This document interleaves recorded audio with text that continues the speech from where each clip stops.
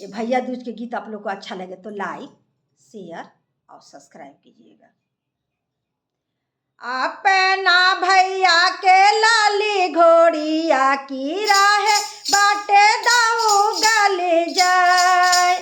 अपना भैया के लाली घोड़िया की राहे बाटे दाऊ गली जाए। पान खाई त मुहा बिहसल नारियल फोरी फोरी खाए। पान खाई त मुहा बिहसल नारियल फोरी फोरी खाए। आवेरा कुटिल जवेरा कुटिल जमा के दुआर। आवेरा कुटिल भवेरा कुटिल जमा के दुआर। कुटिले भैया के दुश्मन 8 पहरा दिन रात।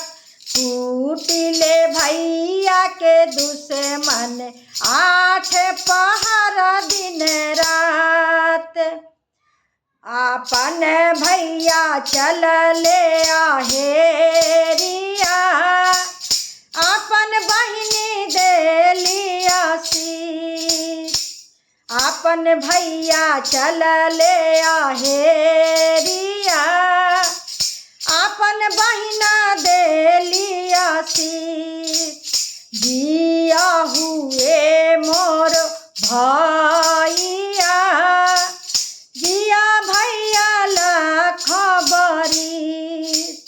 जिया भैया लाख बरिस। भैया के बाढ़ो सिर पगड़ी भौजो के मांग सिंदूर। भौजो के मांग सिंदूर। अखिया से दूर चाहे रही